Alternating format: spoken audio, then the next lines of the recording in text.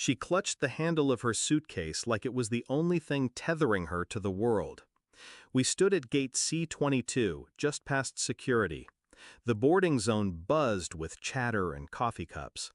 I saw it before she did, my father scrolling his phone, smirking. Then he turned, walked straight toward us, and said it. "There's no ticket for you, Ma. The trip's just for us. You can head home." He said it like he was telling her the weather. She didn't speak at first, didn't blink. Then her eyes shifted to the departure board behind him. Cancun, 11:20 a.m. She looked back at him and smiled, small, cracked. "I paid for this." He shrugged. "We didn't think you'd enjoy it anyway." I felt her hand slip from mine, trembling, cold. That was the moment, the exact second I stopped being his son. He turned and walked back toward the rest of the family, my stepmother, half-siblings, their kids, laughing, unbothered. My grandma stood frozen. "Come on," I whispered, "we're not begging." She didn't argue. She never did. They flew to paradise. I took her home. She cried once, in the kitchen, said she felt stupid, old, in the way. I didn't comfort her. Not yet. I was too busy cataloging every detail, every cruel smirk, every silent betrayal leading up to that gate. Backstory? Here it is. She raised him alone, scrubbed floors, stitched clothes, walked to 2 jobs. He was her pride, her undoing. As he climbed, she shrank herself so he could shine. And when success came, he rewrote the narrative, pretended he built it from nothing, erased her from the picture. Until Thanksgiving, when he walked in with that smug grin and a plan. "Let's do one big family trip," he'd said. "It'll mean the world to the kids." She lit up like it was Christmas. 2 days later, she wired him $20,000, her life's savings. And then he left her at the airport. I didn't scream, didn't post about it online. I didn't even tell him off. Revenge requires silence and time. First, I took Grandma to the lawyer, had her declare the payment a loan, signed and notarized. Second, we pulled up her old accounts. She still had partial ownership of the family home, his home, because he never removed her name from the deed. Oversight.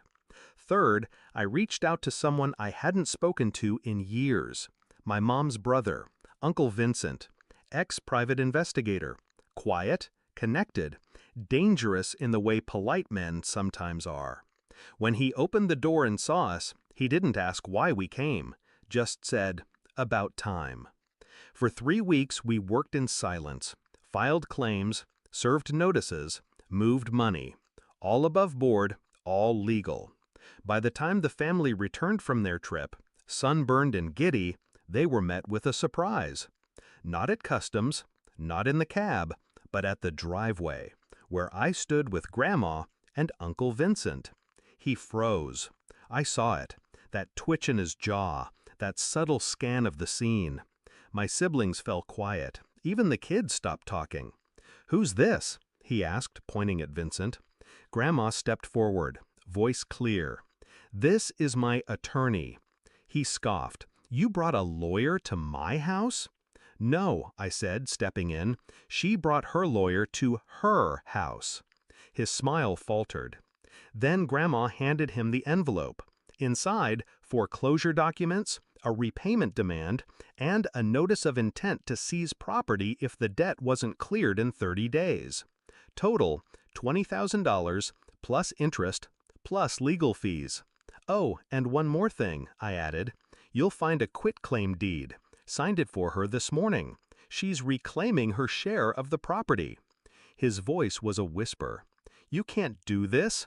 I already did. The days that followed were deliciously quiet. He tried to fight it, threatened, pleaded, guilt-tripped. But Grandma, she didn't budge. For once in her life, she stood up for herself. He tried to turn the others against me. Didn't work, because the story spread, how he left his own mother at the airport, lied to his face, stole her savings.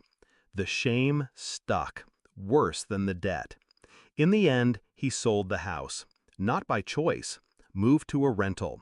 Stepmom left him a month later. Took the kids. My siblings still call. Some apologized, some didn't. Doesn't matter. I didn't do this for them. I did it for the woman who packed her suitcase and her pills, dressed in her best blouse, and stood at gate C22 with hope in her heart. I did it for every wrinkle on her hands, every sacrifice that went unnoticed. She sleeps better now, eats more, laughs sometimes, and every Thanksgiving we don't talk about what he did. We just set one extra chair at the table, empty, because some absences are worth celebrating. Final reflection. They thought leaving her behind would break her. All it did was remind me who truly deserved to lead this family. And now, when people ask me where I learned strength, I say, at the gate, when I chose to stay.